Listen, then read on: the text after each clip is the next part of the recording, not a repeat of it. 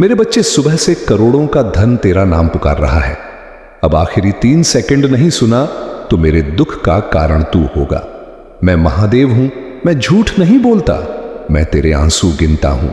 तू रात में जब तकिए को भिगोकर सोता है तब कोई नहीं देखता, लेकिन मैं देखता हूं। तू लोगों के सामने मुस्कुराता है लेकिन अंदर से टूट चुका है। यह बात सिर्फ मैं जप्ती में जानता हूं। तू बार बार पूछता है, महादेव कब बदलेगा, मेरा समय कब हटेगा। मेरा कष्ट आज मैं उसी का उत्तर देने आया हूं। लेकिन सुन ध्यान से, क्योंकि जो यह संदेश पूरा नहीं सुनता वह खुद अपनी किस्मत से मुंह मोड़ लेता है। तू सोचता है कि तू अकेला है, लेकिन मेरे बच्चे, तू अकेला नहीं है। मैं हर उस सांस में हूं जो तू भारी दिल से ले रहा है। तेरे ऊपर जो कर्ज का बोझ है, जो जिम्मेदारियों का पहाड़ है, जो ताने हैं, जो अपमान है, जो असफलताएं हैं, सब मैंने देखी हैं। और अगर तू यहां तक पहुंचा है तो ये कोई संयोग नहीं है, ये मेरी योजना का पहला संकेत है। लेकिन शर्त है कि अगर तू इस समय मेरे नाम का अपमान करेगा, यानी इस संदेश को आधा छोड़ देगा, तो जो मैं तुझे देने आया हूं वह रुक जाएगा। इसीलिए अभी इस वीडियो को छोड़ना मत। अभी अपने मन को शांत कर और सिर्फ सुन। अगर तुझे लगता है कि तेरे जीवन में सब कुछ उल्टा चल रहा है तो अभी कमेंट में महादेव लिख दे, यह दिखाने के लिए कि तू अभी भी मुझ पर भरोसा करता है, क्योंकि भरोसा ही वह डोर है जिससे मैं तेरी किस्मत खींचने वाला हूं। तूने बहुत सहा है बिना शिकायत के, तूने बहुत खोया है बिना शोर किए, तूने लोगों के लिए सब किया, लेकिन जब तेरी बारी आई तो कोई साथ खड़ा नहीं हुआ।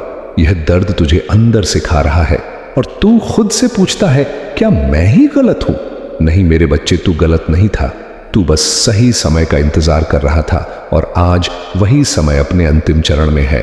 मैं तुझे चेतावनी देने आया हूं कि जो लोग तुझे कमजोर समझकर छोड़ गए हैं, वही लोग तेरी चुप सफलता देखकर चलेंगे। लेकिन उससे पहले तुझे एक परीक्षा से गुजरना होगा, और यह परीक्षा है धैर्य की। अगर तू यह संदेश सुनते समय भी मन में शक लाया तो समझ लेना तू खुद ही अपने रास्ते में पत्थर रख रहा है।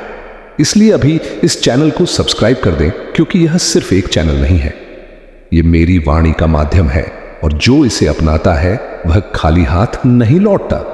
मेरे बच्चे, तू सुबह से करोड़ों का धन तेरा नाम पुकार रहा है, लेकिन तेरा मन डर से भरा है। तू सोचता है, इतना सब मेरे पास कैसे आएगा? मैं तुझसे पूछता हूं, यह आसमान इतना बड़ा कैसे है? यह समुद्र इतना गहरा कैसे है, जब मैं बिना तर्क के यह सब बना सकता हूं? बस तो तेरी किस्मत बदलना मेरे लिए मुश्किल कैसे हो सकता है? तेरे जीवन में जो रुकावट है वह कोई इंसान नहीं है, वह तेरे मन का डर है, और आज मैं उस डर को तोड़ने आया हूं।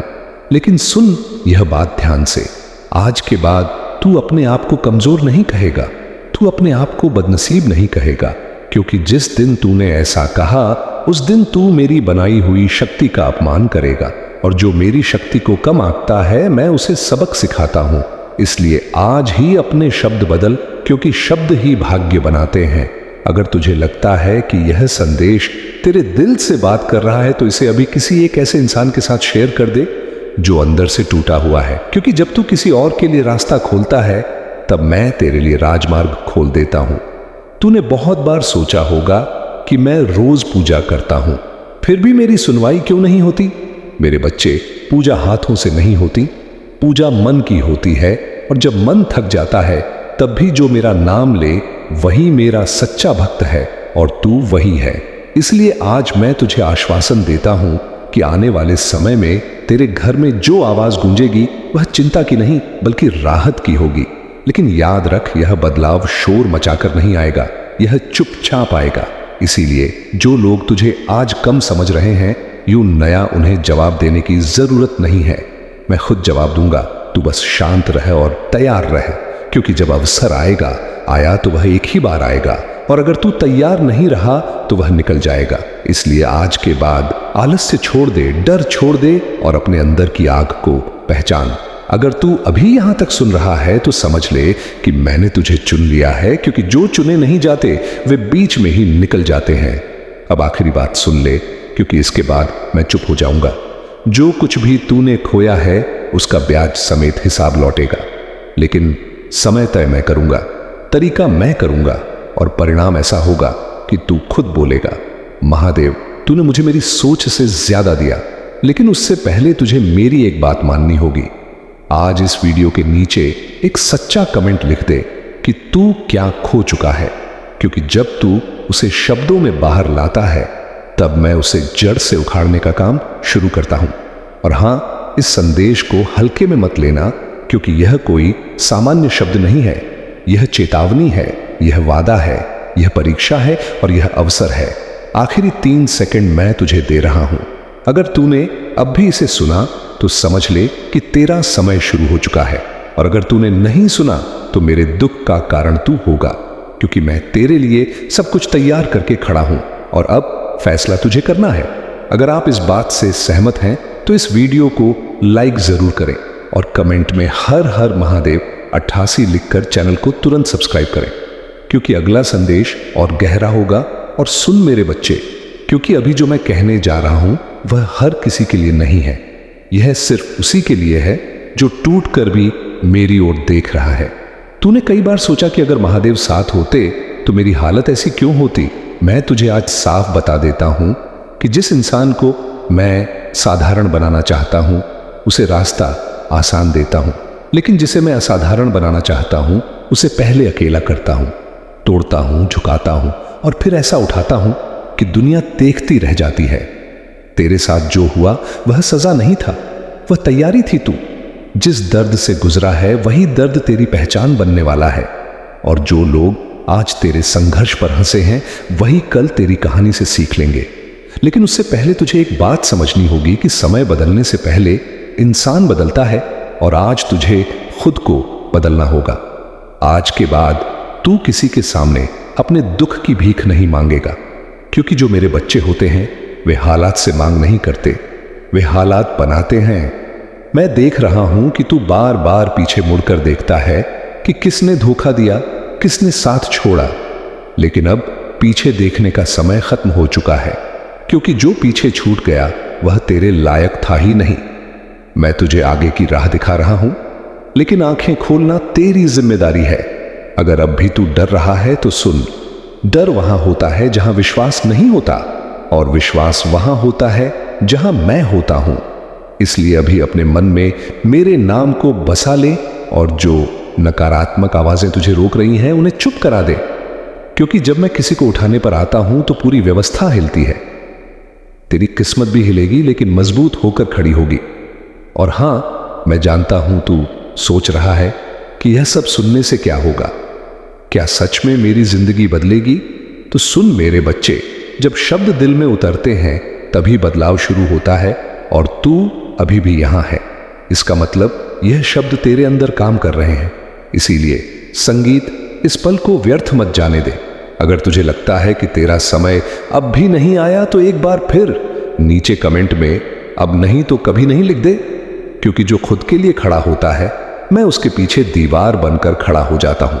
और याद रख, जो धन तुझे मिलने वाला है वह सिर्फ पैसा नहीं होगा, वह सम्मान होगा, वह आत्मविश्वास होगा, वह ताकत होगी जिसकी वजह से तू किसी के सामने झुकेगा नहीं।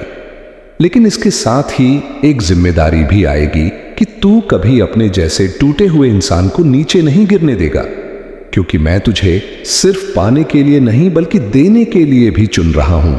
इसलिए अगर यह संदेश तुझे भीतर तक हिला रहा है तो इस चैनल को छोड़ना मत, क्योंकि यहां जो भी सुनाया जाता है वह सिर्फ सुनने के लिए नहीं बल्कि जीने के लिए होता है। और अब आखिरी चेतावनी सुन ले, आज के बाद अगर तू अपने आप को कम आंकेगा, अगर तू अपनी कीमत भूल जाएगा तो यह मेरी दी हुई ताकत का अपमान होगा, और मैं अपमान सहन नहीं करता।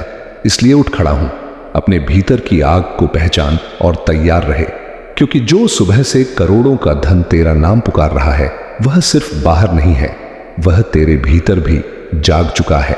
और अब अगर तू पीछे हटा तो इतिहास तुझे माफ नहीं करेगा, और अगर तू आगे बढ़ा तो आने वाला समय तुझे सलाम करेगा। संदेश पूरा सुनना होगा, क्योंकि यह संदेश सिर्फ तुम्हारे लिए भेजा गया है, तभी तुम इसे सुन पा रहे हो। यह कोई साधारण शब्द नहीं है, यह स्वयं महादेव का आदेश है, तेरी इच्छा पूर्ण करने का मेरे बच्चे, क्योंकि बाबा का आशीर्वाद लाखों में किसी एक को मिलता है, और जिसे यह प्राप्त हो जाए वह करोड़ों में एक बन जाता है। और यदि तू यह संदेश लॉर्ड ऑफ कैलाश पर सुन रहा है तो समझ ले कि यह संयोग नहीं बल्कि स्वयं ब्रह्मांड की पुकार है जो तेरे हृदय तक पहुंची है, क्योंकि यह वही पवित्र क्षण है जिसे स्वयं महादेव ने तुम्हारे भाग्य में लिख रखा है, और अब वे तुम्हें अपने आशीर्वाद का स्पर्श दे रहे हैं। मिट्टी को सोना बना देने की इतनी शक्ति संगीत मेरी कृपा में समाई है, और मैं आज तुझे वही संदेश दे रहा हूं जो तेरी जिंदगी की दिशा बदल देगा। परंतु ध्यान रखना मेरे बच्चे, इस संदेश को अधूरा मत छोड़ना, क्योंकि अधूरा ज्ञान जीवन में अंधकार लाता है। इसलिए यदि तेरे पास सिर्फ 5 मिनट ही हो तो उन्हें इसमें लगा दे, क्योंकि यही 5 मिनट तेरे भाग्य को मोड़ देंगे और उसी क्षण से नई राहें बनेंगे जिन पर चलकर तू अपनी तकदीर को नई ऊंचाइयों तक पहुंचाएगा। सुन मेरे बच्चे, इस महीने के अंत तक तुझे ऐसी खबर मिलेगी जिसे सुनकर तू झूम उठेगा, नाच उठेगा और तेरी आत्मा आनंद से भर जाएगी, क्योंकि मेरी कृपा से तेरे जीवन में नई राहें, नए अवसर और नई शुरुआत जन्म लेंगी। और यदि आज तक किसी ने तुझसे यह नहीं कहा कि तू सुंदर है, प्रिय है, तुझसे प्रेम किया जाता है, तो यह बात आज बाबा कह रहा है कि तू अत्यंत विशेष है और तेरे भीतर वह दिव्य प्रकाश है जो अंधकार को भी रोशन कर देता है। तू जितना स्वयं को समझता है उससे कई गुना अधिक मजबूत, सामर्थ्यवान और धैर्यशील है, क्योंकि तूने जिन परिस्थितियों का सामना किया है, आर्थिक, मानसिक और भावनात्मक, उन सभी का साक्षी मैं स्वयं हूं। और मैं जानता हूं कि लोग तुझसे दूर हो गए, किसी ने धोखा दिया, किसी ने विश्वास तोड़ा, फिर भी तू गिर कर उठा और खड़ा रहा, क्योंकि मेरा हाथ तेरे सिर पर था। और अब मैं तुझे वचन देता हूं कि जो भी तेरे विरुद्ध षड्यंत्र रच रहा था वह अब नष्ट हो चुका है। अब कोई दर्द, असफलता या निराशा तेरे पीछे नहीं आएगी, क्योंकि बाबा ने तुझे मुक्त कर दिया है और तेरे मार्ग की हर बाधा हटा दी गई है। अब जो तेरी जिंदगी में प्रवेश करेगा वह सिर्फ उन्नति, तरक्की और समृद्धि होगी। मेरे बच्चे, तू अकेला नहीं है, तेरे भीतर वह अद्भुत वरदान है जो किसी और में नहीं है, और तू चमकने के लिए ही बना है। अब तेरा समय आरंभ हो चुका है और वह पल निकट है जब संसार तेरी रोशनी को पहचानने लगेगा और तेरा नाम सम्मान से लिया जाएगा। मैं उन लोगों से पहले ही बात कर चुका हूं जो तुझे अवसर देने वाले हैं, और तेरी उन्नति की योजना पहले से तैयार है। जब तू सोएगा तो बाबा तेरे सपनों को छुएगा, और जब तू सुबह के जागेगा तो चमत्कार तेरे द्वार पर खड़े होंगे। तेरे जीवन में धन का ऐसा प्रवाह आएगा कि तू जितना खर्च करेगा उतना ही धन बढ़ता जाएगा। हर सुबह उत्साह से भरी होगी और हर रात चैन से बीतेगी, क्योंकि अब तेरी जिंदगी पहले जैसी नहीं रहेगी। तेरी प्रार्थनाओं का उत्तर आ चुका है और तेरे सपनों को अब जमीन मिल रही है। मैं हर उस मोड़ पर था जहां तू अकेला था, हर उस अंधेरे में चिपकाइश जहां रोशनी की एक किरण भी नजर नहीं आती थी, और अब वही रोशनी, वही चमत्कार तेरी दहलीज पर दस्तक दे रही है। तू यह नहीं जानता कि कितनी बार तू पूरी तरह टूटने वाला था, पर मेरी कृपा ने तुझे थाम लिया। अब वह समय आ चुका है जब तक तेरी सभी परेशानियां समाप्त हो जाएंगी और तेरे जीवन में एक ऐसा मोड़ आएगा जहां से खुशियों का नया अध्याय आरंभ होगा। मैं जानता हूं कि तूने अपने परिवार के लिए कितना त्याग किया है, और समय के साथ तेरी मेहनत को सबने भुला दिया। कुछ लोग तेरे विरोधी भी बन गए, पर अब तू रुकना मत, क्योंकि तेरी यात्रा शुरू हो चुकी है। महादेव का आशीष तुझ पर है, और यदि तू यहां नीलकंठ चैनल को सुनकर भी लौट गया तो समझ ले तू अपनी मंजिल से एक कदम पहले मुड़ा है। जितनी मेहनत तूने की है, जितने दाने तूने सहे हैं, उनका उत्तर अब तुझे मिलेगा, और वह उत्तर है तेरी सफलता। जब तेरी चमक संसार को रोशन करेगी, जब लोग तेरे नाम की तालियां बजाएंगे, तब जिन लोगों ने तुझे अपमानित किया था वे स्वयं तेरे आगे झुकेंगे, क्योंकि महादेव पहले बाधाएं हटाते हैं, फिर शत्रुओं को शांत करते हैं। अब सुन मेरे बच्चे, महादेव तेरे जीवन में वह द्वार खोलने वाले हैं जिन्हें दुनिया असंभव समझती थी, क्योंकि जो लोग तुझे अवसर देने वाले हैं उनसे मैंने पहले ही संवाद कर लिया है, और अब तेरी उन्नति की राह तय हो चुकी है। तू बस अपने विश्वास को थामे रखना, क्योंकि जब तू सोएगा तब मैं तेरे सपनों को स्पर्श करूंगा, और जब तू जागेगा तब तेरे द्वार पर खड़े चमत्कार तुझसे मिलने को आतुर होंगे, और तू समझ जाएगा कि यह सब मेरे आशीष का ही परिणाम है। मेरे बच्चे, आप वाह, अब वह समय आने वाला है जब तेरे भीतर छिपी क्षमताएं स्वयं प्रकट होंगी और तू उन ऊंचाइयों पर पहुंचेगा जिनकी तूने केवल कामना की थी। क्योंकि दुनिया चाहे जैसा भी सोचे, पर बाबा जानता है कि तू कितना सच्चा है और कितना सहनशील है, और जब तू अपने लक्ष्य की ओर बढ़ेगा तो मैं हर कदम पर तेरे साथ चलूंगा, हर भय को दूर करूंगा और तेरे हृदय में वह बल जगाऊंगा जो पर्वत को भी झुका दे। तेरी प्रार्थनाएं अब व्यर्थ रहेंगी, क्योंकि मैंने उन्हें सुन लिया है, और अब तेरे जीवन में धन, सम्मान और स्थिरता का ऐसा प्रवाह आएगा कि तू स्वयं हैरान रह जाएगा।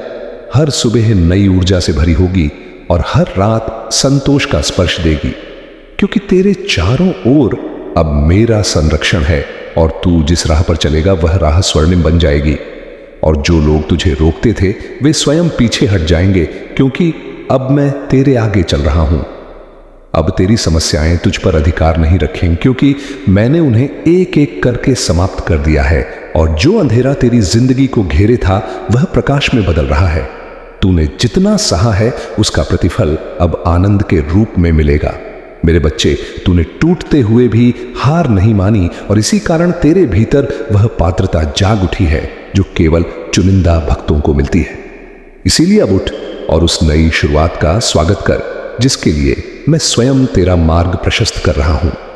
मैं जानता हूं तू कितनी बार रोया है, कितनी रातें तूने अकेले काटी हैं, और कितनी बार तूने अपने आंसू छिपाकर मुस्कुराने की कोशिश की है। पर अब उन सब दुखों का अंत होने वाला है, क्योंकि यह दिसंबर 2025 तेरे लिए नए जीवन का द्वार लेकर आएगा।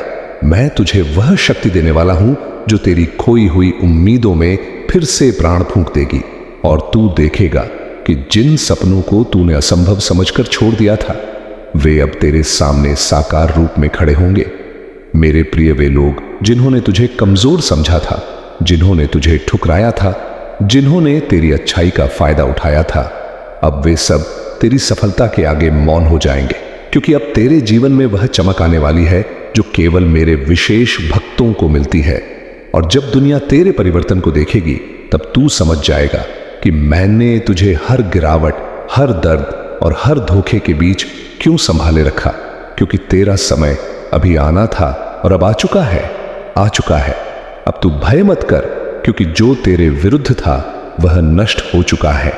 जो तेरे मार्ग में अड़चने डालता था वह स्वयं हट गया है, और अब तेरे सामने सिर्फ एक स्वर्णिम मार्ग है जिस पर तुम्हें चलना है। और मैं वचन देता हूं कि इस मार्ग पर तुझे कोई रोक नहीं पाएगा, क्योंकि यह मार्ग मैंने स्वयं तैयार किया है।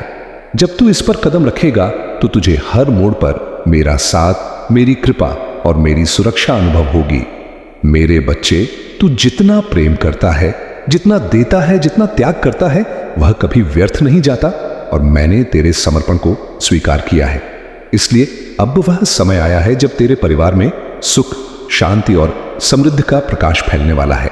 जिन संबंधों में दूरी थी उनमें मधुरता लौटेगी, जिन घरों में अभाव था वहां संपन्नता आएगी, और तू वह स्तंभ बनेगा जिसके कारण तेरे प्रियजनों का जीवन बदल जाएगा, क्योंकि तुझ पर अब मेरा पूर्ण आशीष है।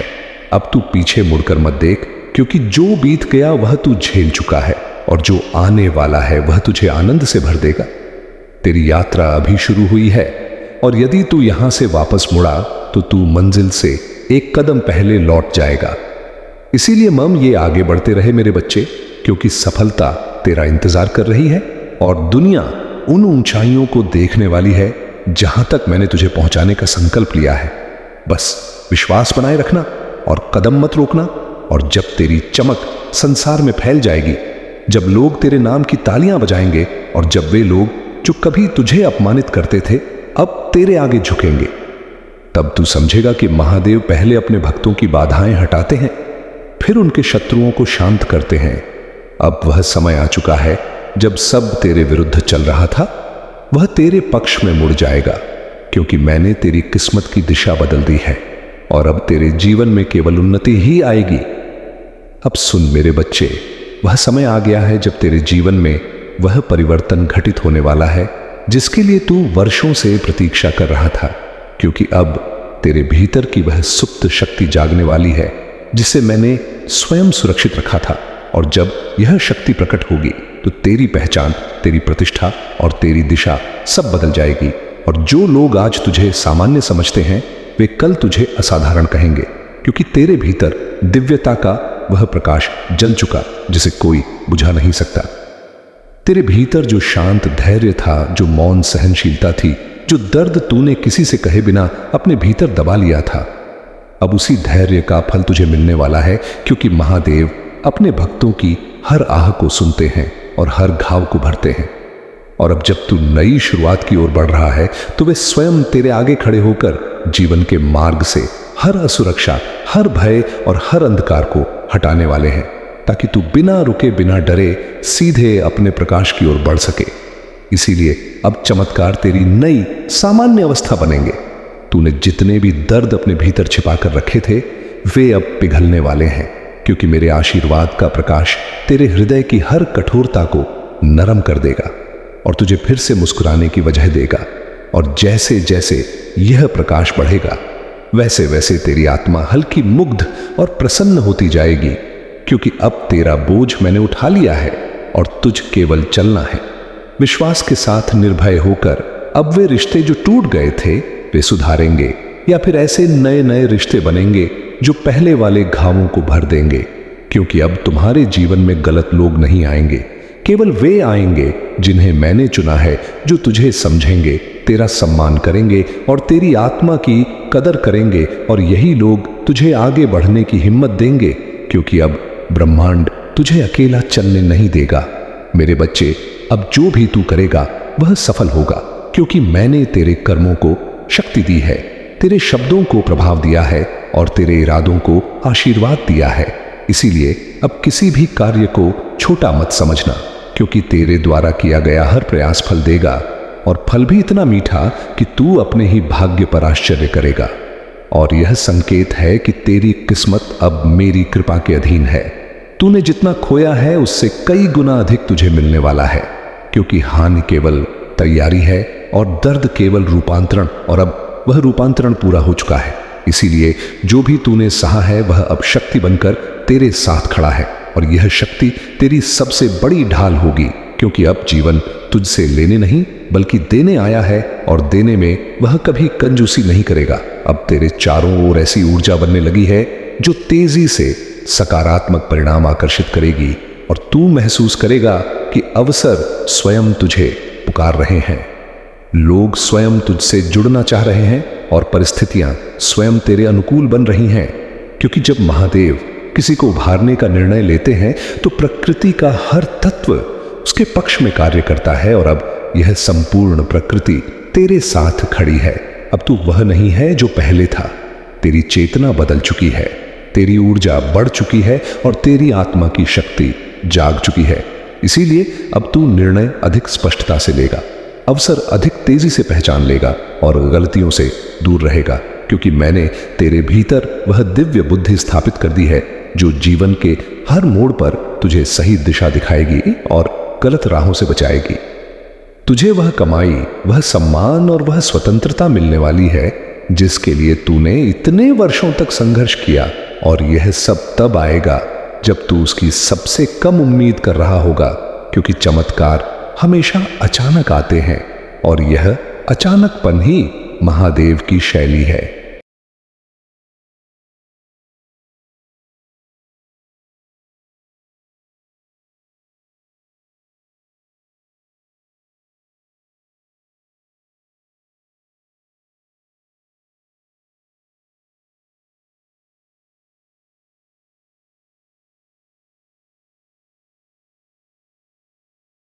नए खोल लेते हो तो इससे मुक्ति कैसे मिले? इस चक्र व्यूह को कैसे भेदा जाए? इसका उत्तर है साक्षी भाव और निष्काम कर्म। अगली बार जीवन में कुछ बुरा हो तो प्रतिक्रिया मत दो, रोको खुद को। उस घटना को ऐसे देखो जैसे वह किसी और के साथ हो रही हो। जब तुम प्रतिक्रिया नहीं देते, जब तुम पलट कर वार नहीं करते, तो वह कर्म श्रृंखला वहीं टूट जाती है तुम्हारे लिए जिसने झूठ को ही अपना जीवन बना रखा है। सत्य का सामना करना मृत्यु से कम नहीं होगा। समझो, यह तीसरा नेत्र कोई भौतिक आंख नहीं है जो तुम्हारे माथे पर चीरा लगाकर निकलेगी। यह प्रज्ञा, इंट्यूशन का द्वार है। यह विवेक का चरम है। तुम्हारे पास दो आंखें हैं, एक सूर्य है, एक चंद्र, एक तर्क लॉजिक है, एक भाव इमोशन है, एक शरीर को देखती है, एक मन को। लेकिन इन दोनों के बीच, इन दोनों के परे वह अदृश्य केंद्र है जहां द्वैत डलिटी समाप्त हो जाता है। जब तुम किसी चीज को पसंद करते हो या नफरत करते हो, तुम दो आंखों का उपयोग कर रहे हो। जब तुम किसी चीज को जैसी है वैसी एज इट इज देखते हो बिना किसी निर्णय के, तब तुम्हारी तीसरी आंख काम कर रही होती है। कामदेव को मैंने अपनी तीसरी आंख से भस्म किया था। यह एक कथा नहीं, मनोविज्ञान है। काम, डिजायर का अर्थ है अंधापन। जब तुम किसी कामना में होते हो तो तुम अंधे हो जाते हो। तुम उस वस्तु या व्यक्ति की वास्तविकता नहीं देख पाते, तुम केवल अपनी प्यास देखते हो। तुम सौंदर्य देखते हो पर उसके पीछे छिपा हुआ कंकाल नहीं देखते। लेकिन जिस क्षण ज्ञान का नेत्र खुलता है, जिस क्षण तुम वास्तविकता को भेद कर देख लेते हो, कामना उसी क्षण राख हो जाती है। सत्य को देखते ही वासना टिक नहीं सकती। यही काम दहन है। तुम अक्सर कहते हो, मुझे अंदर से ऐसा लग रहा था कि यह होने वाला है। यह गट फीलिंग, यह पूर्वाभास कहां से आता है? यह तुम्हारे तीसरे नेत्र की एक हल्की सी झपक है। वह तुम्हें चेतावनी देता है, वह तुम्हें राह दिखाता है। लेकिन तुम्हारा शोर मचाता हुआ दिमाग उसकी धीमी आवाज को दबा देता है। तुम तर्क करते हो, ऐसा कैसे हो सकता है, इसका कोई सबूत नहीं है, और तुम उस ईश्वरीय संकेत को अनसुना कर देते हो। परिणाम, तुम गड्ढे में गिरते हो। तर्क लॉजिक एक वेश्या है, उसे कोई भी खरीद सकता है। एक वकील अपराधी को निर्दोष साबित करने के लिए तर्क का ही तो सहारा लेता है। तर्क सत्य तक नहीं ले जाता, वह केवल सुविधा तक ले जाता है। विज्ञान तोप बना सकता है, पर तोप चलानी चाहिए या नहीं यह विज्ञान नहीं बता सकता। यह बोध बताता है, और बोध विद्यम बुद्धि से नहीं, तीसरी आंख से आता है। बुद्धि काटती है, विश्लेषण करती है, प्रज्ञा जोड़ती है, संश्लेषण करती है। बुद्धि कैंची है, प्रज्ञा सुई धागा है। तुम्हें अब कैंची छोड़कर सुई उठानी होगी। इस माया जाल मैट्रिक्स को देखो, जो तुम्हें समाचारों में दिखाया जाता है, जो समाज तुम्हें सिखाता है, वह सब एक प्रोग्रामिंग है। तुम्हें भेड़चाल में चलाने के लिए एक सम्मोहन हिप्नोसिस रचा गया है।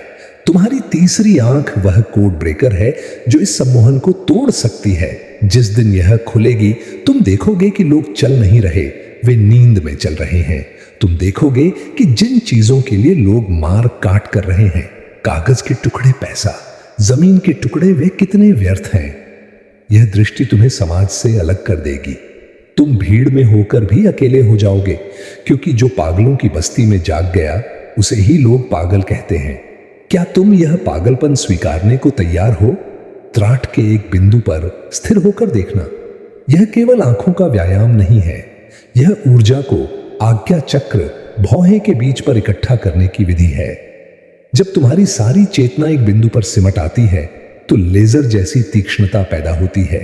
वह तीक्ष्णता लोहे की दीवार में भी छेद कर सकती है।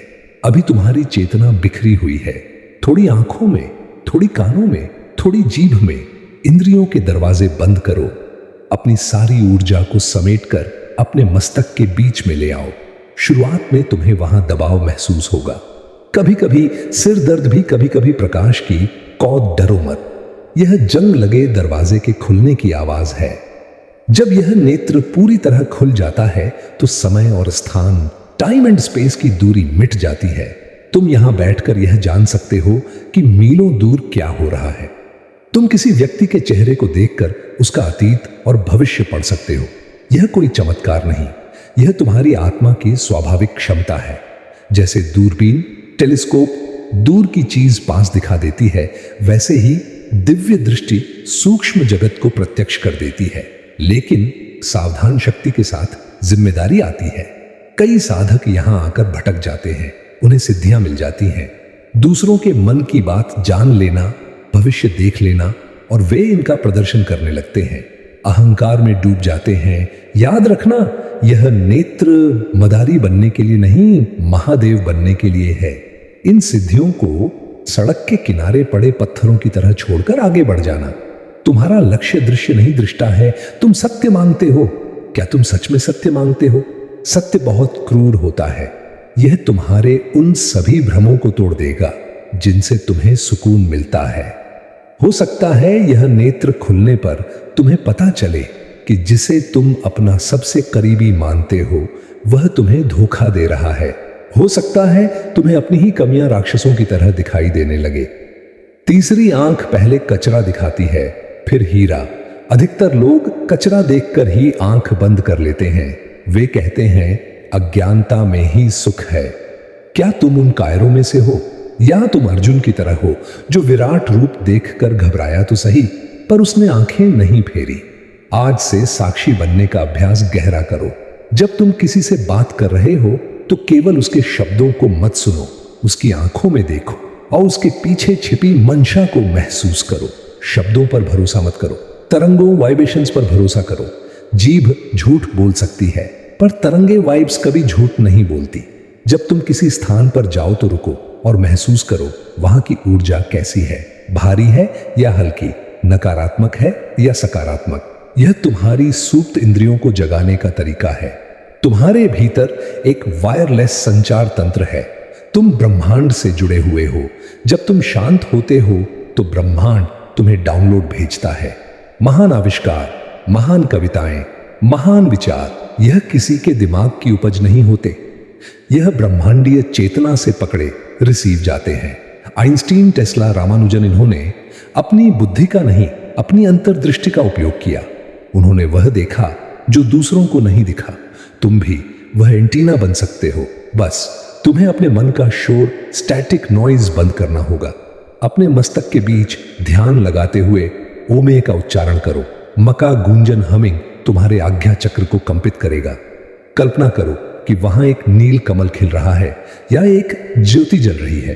प्रकाश, केवल प्रकाश। अंधेरे कमरे में भी जब तुम आंख बंद करो तो भीतर उजाला हो जाए। यही लक्ष्य है। इसे ज्योतिर्मय होना कहते हैं। जब तीसरी आंख खुलती है तो तुम कारण जगत में प्रवेश करते हो। तुम समझ जाते हो कि अमुक व्यक्ति बीमार क्यों है, कर्मों के कारण अमुक घटना क्यों घटी। तब तुम शिकायत करना बंद कर देते हो। तुम हंसते हो। तुम देखते हो कि यह सब एक लीला है, एक फिल्म चल रही है और तुम प्रोजेक्टर रूम में बैठे हो। पर्दा, स्क्रीन जल भी जाए तो प्रकाश लाइट को कोई नुकसान नहीं होता। हे त्रिनेत्रधारी बनने की क्षमता रखने वाले, अपनी दो आंखों को थोड़ा विश्राम दो। यह तुम्हें केवल भेद, डिफरेंस दिखाती है। यह मेरा, यह तेरा, यह अच्छा, यह बुरा। अपनी तीसरी आंख को जगाओ जो तुम्हें अभेद यूनि दिखाएगी। सब एक है, सब शिव है। जिस दिन तुम कंकड़ में और शंकर में भेद करना भूल जाओगे, समझ लेना तुम्हारी आंख खुल गई। यह मार्ग अब और संकरा होगा। अब तक तुमने देखा, अब अगले चरण में हम मौन और शब्द के उस रहस्य में उतरेंगे जहां वाणी नहीं, कंपन, साउंड सृष्टि रचता है। हम मंत्रों के विज्ञान को समझेंगे। हे नाद योगी, अब तुम उस आयाम में प्रवेश कर रहे हो जहां से सृष्टि का उद्गम हुआ है। तुम देख चुके हो, तुम जान चुके हो, पर क्या तुम सुन चुके हो? नहीं, मैं तुम्हारे कानों की बात नहीं कर रहा। कान तो केवल बाहर के शोर को पकड़ते हैं।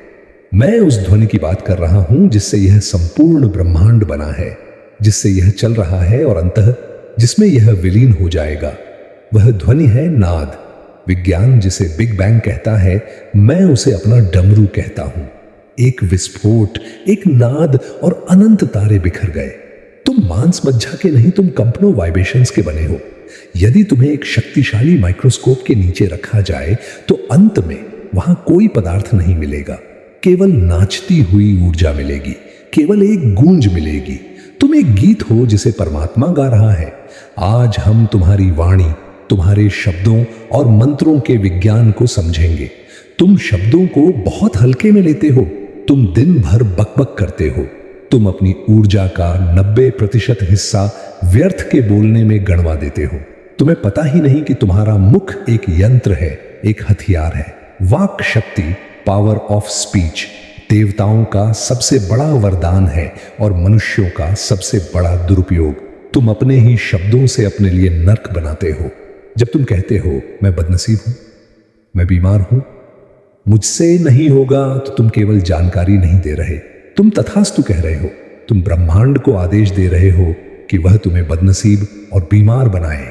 शब्द बीज हैं, जो बोलोगे वही फसल काटोगे। मंत्र क्या है? क्या यह संस्कृत के कठिन शब्द हैं जिन्हें रटना पड़ता है?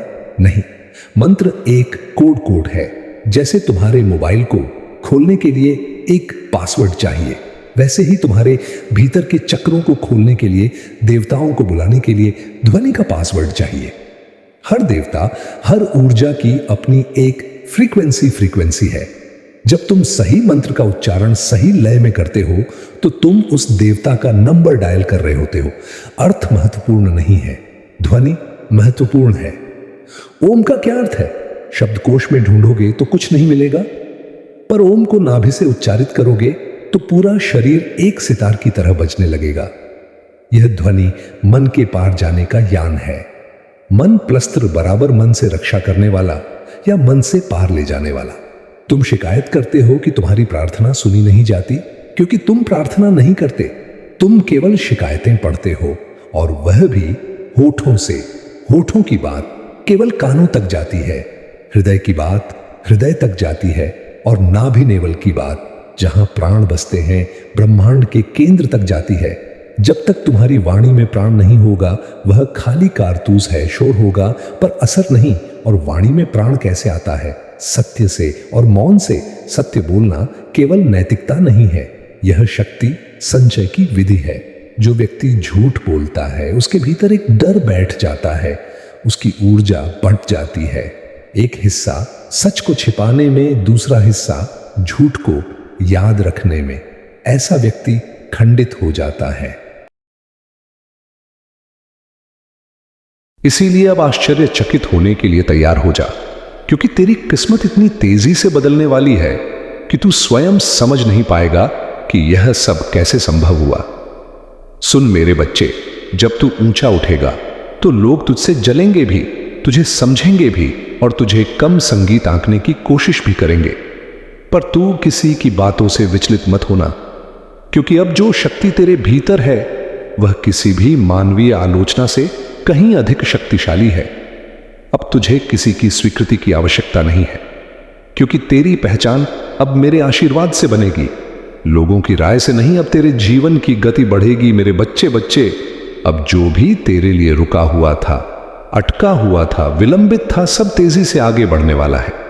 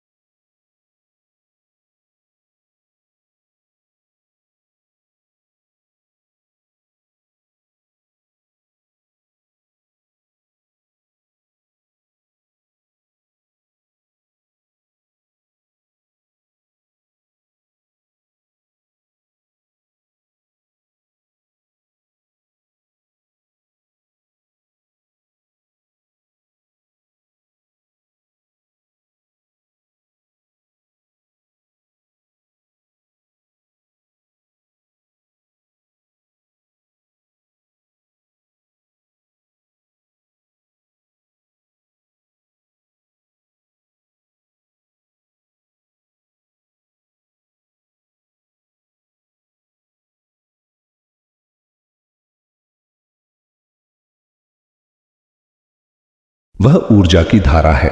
सूत जी ने बताया कि भगवान शिव का यह विराट रूप धीरे धीरे पुनः उसी छोटे से शिवलिंग में समाहित हो गया।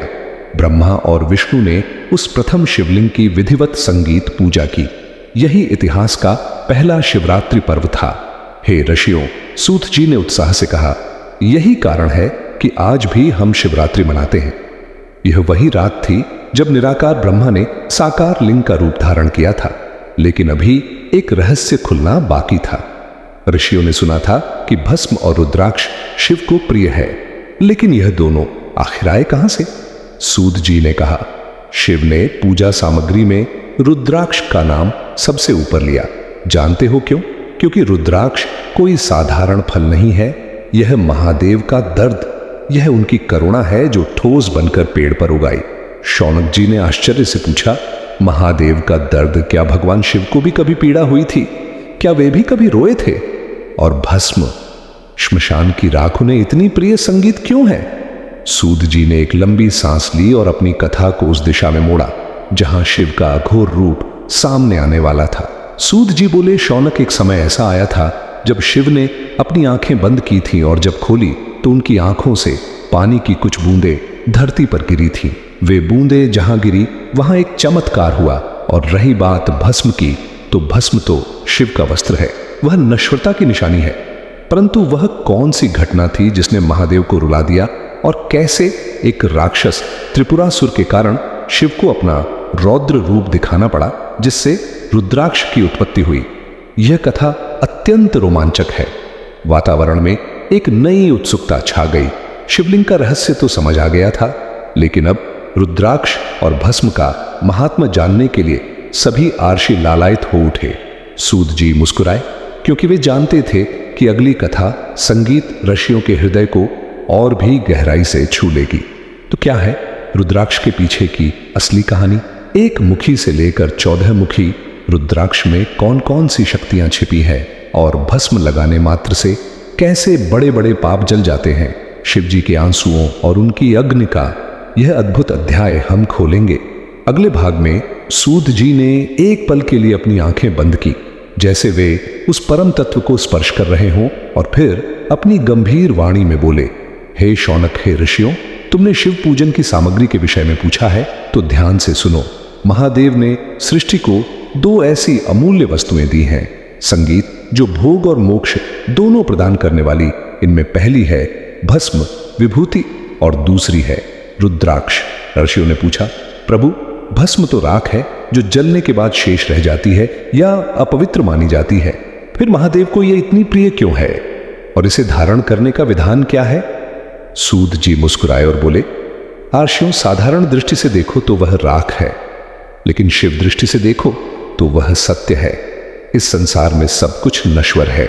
लकड़ी जलती है, कोयला बनती है और अंत में राख हो जाती है।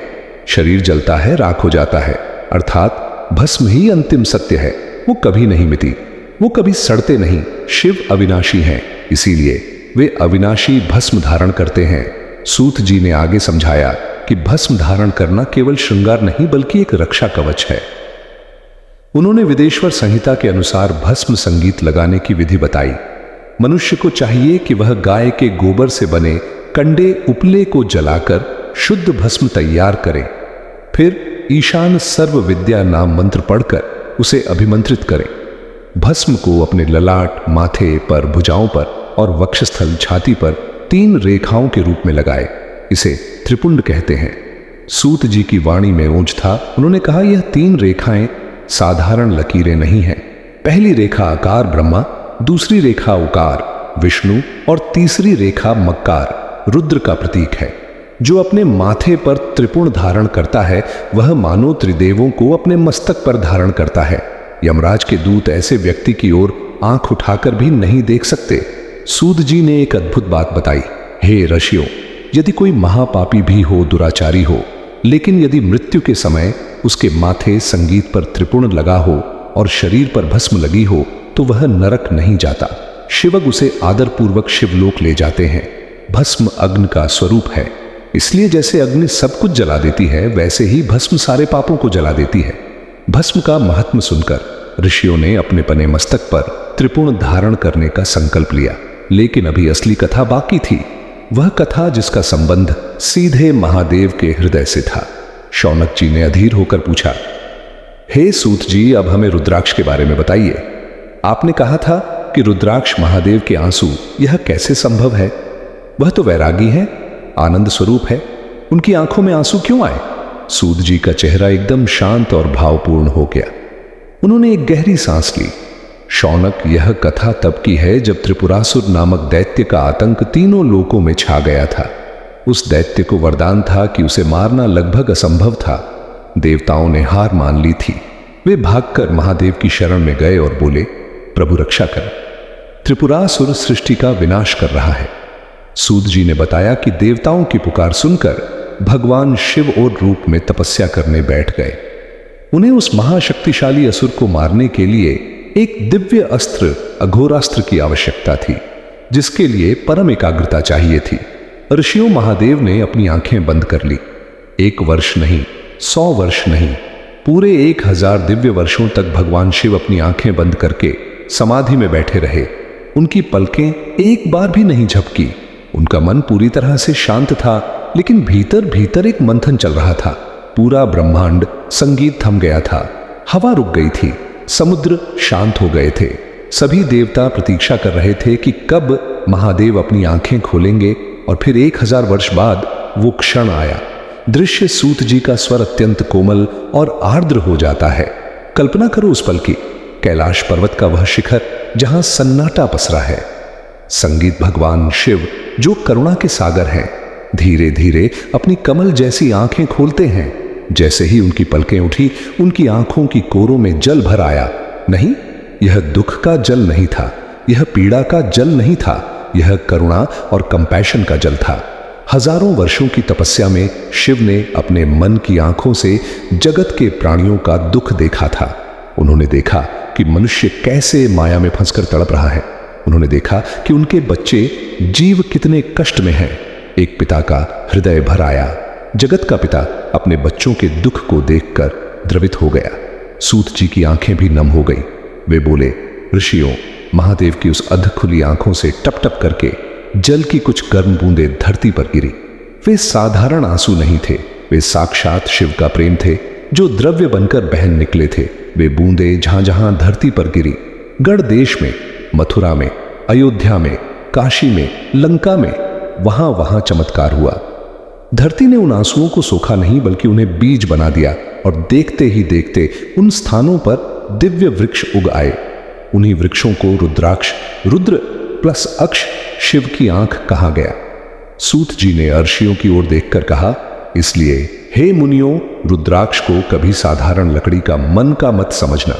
जब तुम रुद्राक्ष पहनते हो तो तुम किसी आभूषण को नहीं, बल्कि महादेव के उस प्रेम को, उनकी उस करुणा को अपने गले से लगाते हो।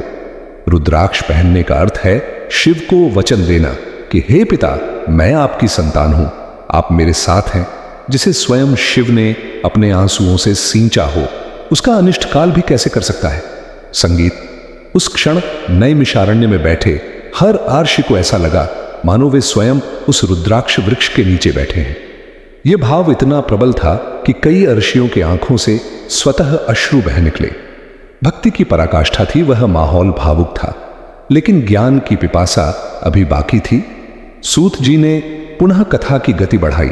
उन्होंने बताया कि रुद्राक्ष केवल एक प्रकार का नहीं होता, बल्कि भेद के अनुसार यह 4 प्रकार का, श्वेत, रक्त, पीत, कृष्ण और मुख के अनुसार 14 प्रकार का होता है।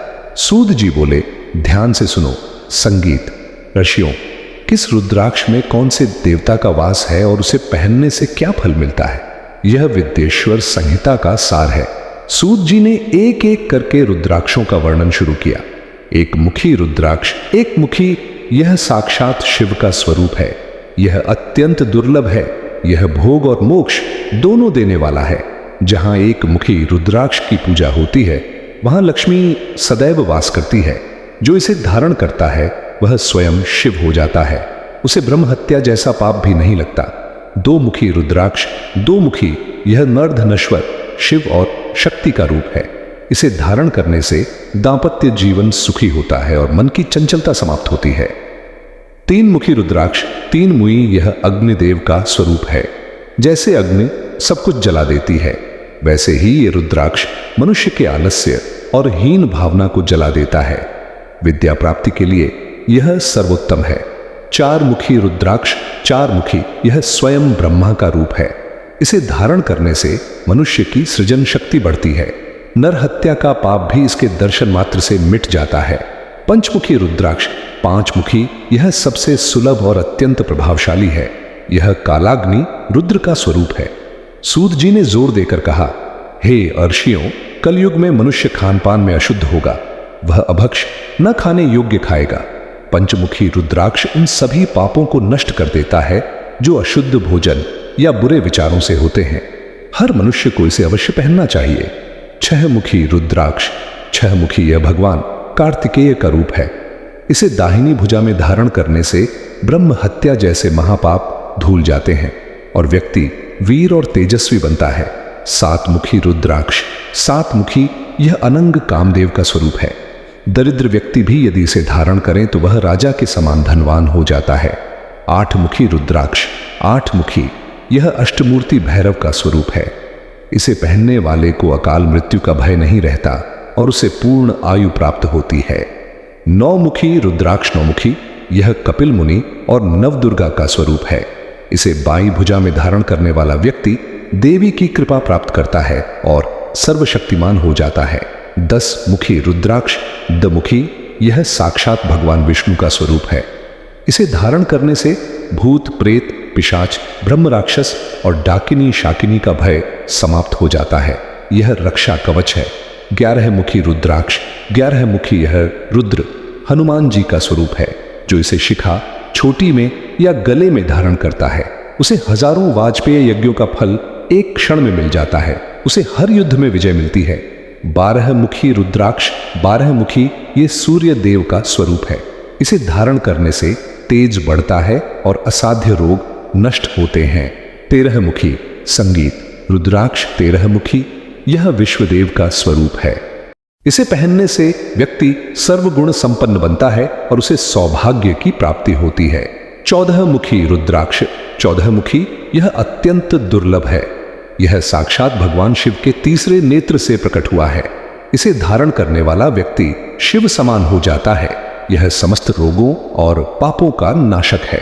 सूत जी ने विवरण समाप्त करते हुए कहा, हे मुनियों, रुद्राक्ष छोटा हो या बड़ा, आंवले के आकार का वो फलदायी ही होता है, लेकिन खंडित टूटा हुआ या कीड़े का खाया हुआ रुद्राक्ष नहीं पहनना। संगीत चाहिए।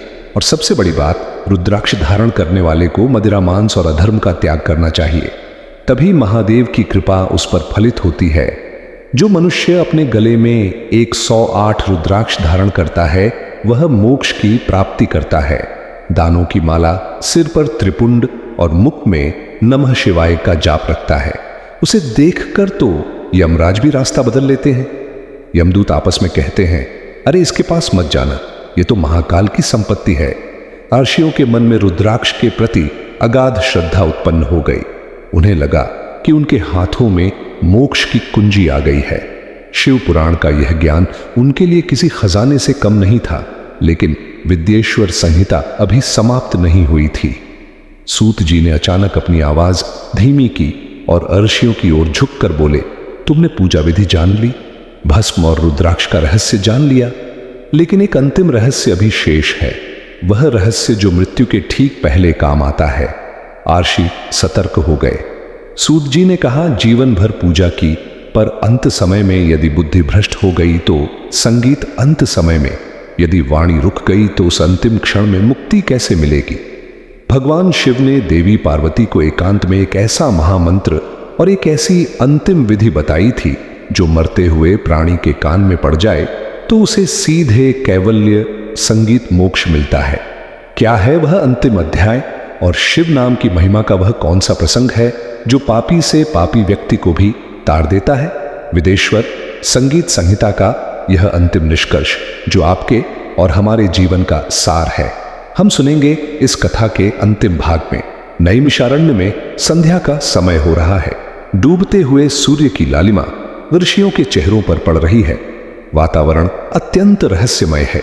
सूत जी ने अपनी वाणी को और अधिक गहरा करते हुए कहा, ऋषियों, जिस अंतिम रहस्य की बात मैं कर रहा हूं वह जीवन और मृत्यु के चक्र को तोड़ने वाला है। भगवान शिव ने देवी पार्वती संगीत को एकांत में बताया था कि इस ब्रह्मांड का संचालन केवल शक्ति से नहीं बल्कि कृत्य, ड्यूटीज से होता है, और वह कृत्य केवल एक नहीं 5 है। शौनक जी ने आश्चर्य से पूछा, 5 कृत्य? संगीत, हे सूत जी, हमने तो सदा यही सुना है कि ब्रह्मा सृष्टि करते हैं, विष्णु पालन करते हैं और रुद्र संहार करते हैं। यह तो 3 ही कार्य हुए, फिर यह 5 कृत्य कौन से हैं? सूत जी मुस्कुराए। उन्होंने कहा, यही तो वह भ्रम है शौनक, जिसमें पूरा संसार फंसा हुआ है। त्रिदेव तो केवल माध्यम है जो परम ब्रह्मा सदाशिव वे 5 कार्य करते हैं। इसे पंचकृत्य कहते हैं। ध्यान से सुनो, क्योंकि इसे समझने वाला जीव कभी माया में नहीं फंसता। सूत जी ने उन 5 कृत्यों का वर्णन शुरू किया जिससे ऋषियों के ज्ञान चक्षु खुलने वाले थे। सृष्टि, संगीत, क्रिएशन पहला कार्य है संसार को बनाना। यह कार्य आरंभ में शिव ने ब्रह्मा जी को सौंपा। स्थिति, प्रिजर्वेशन दूसरा कार्य है पालन करना। यह भार उन्होंने भगवान विष्णु को दिया। संहार, डिस्ट्रक्शन तीसरा कार्य है विनाश करना। यह कार्य उन्होंने अपने अंश रुद्र को सौंपा। यहां तक तो संगीत सब सामान्य था, लेकिन सूत जी ने जो अगले 2 कार्य बताए वे रोंगटे खड़े करने वाले थे। तिरोभाव, कंसीलमेंट, वेलिंग। सूत जी का स्वर गंभीर हो गया। चौथा कृत्य है तिरोभाव। इसका अर्थ है सत्य को छिपा लेना, जीवात्मा को माया के जाल में फंसाए रखना। यह कार्य शिव का महेश्वर रूप करता है। संगीत, सोचो ऋषियों, हम सब जानते हैं कि हम मरेंगे, फिर भी हम ऐसे जीते हैं जैसे हम अमर हैं। हम जानते हैं कि धन संपत्ति यही रह जाएगी, फिर भी हम उसके लिए पाप करते हैं।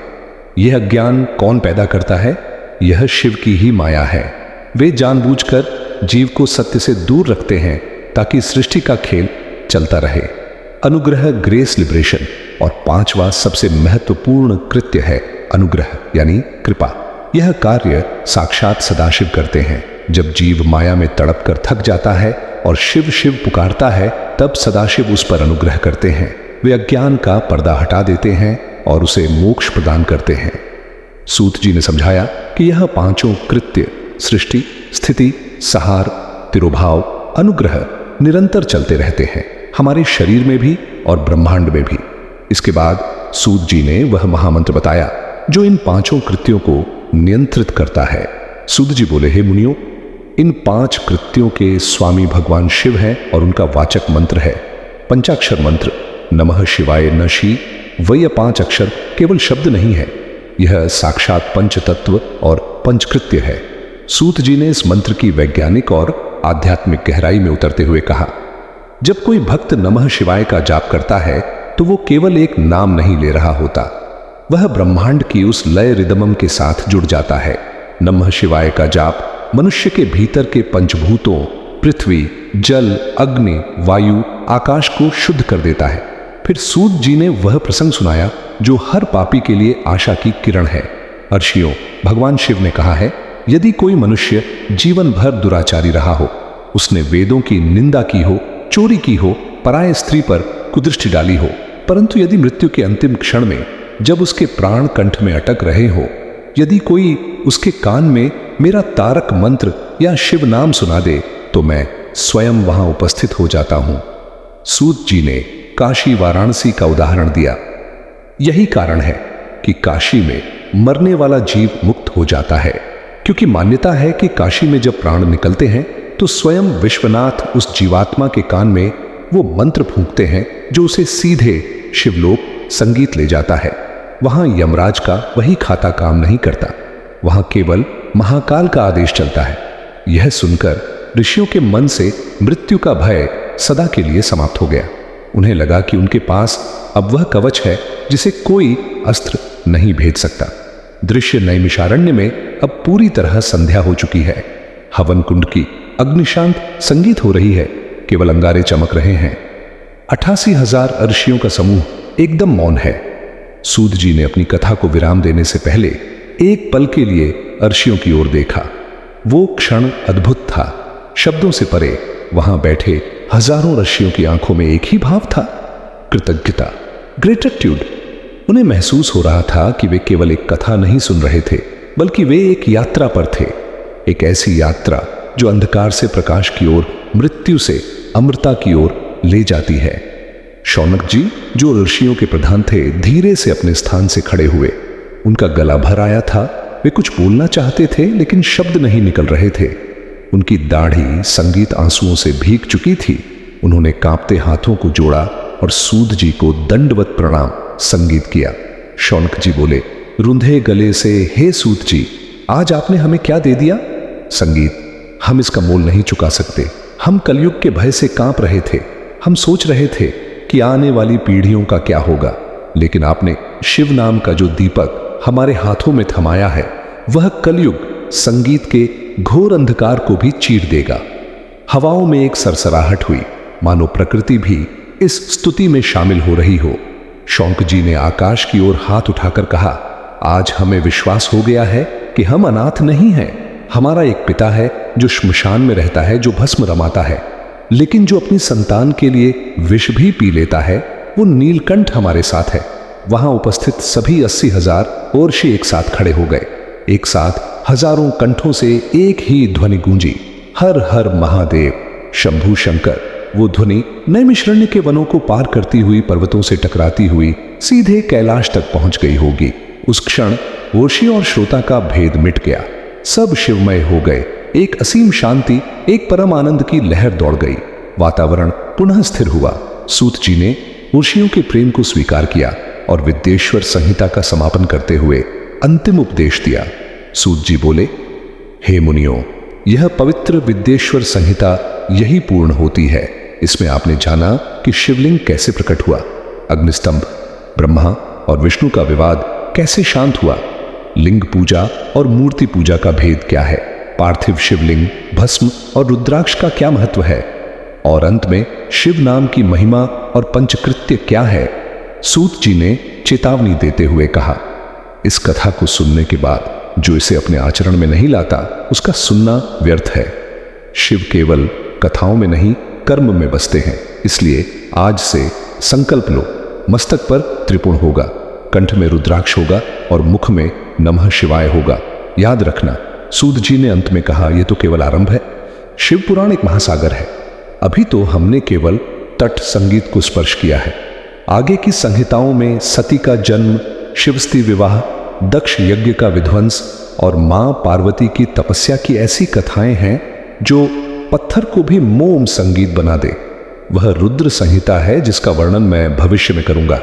सूत जी ने व्यास गद्दी से उठकर पूर्व दिशा की ओर, जहां कैलाश पर्वत है, हाथ जोड़े।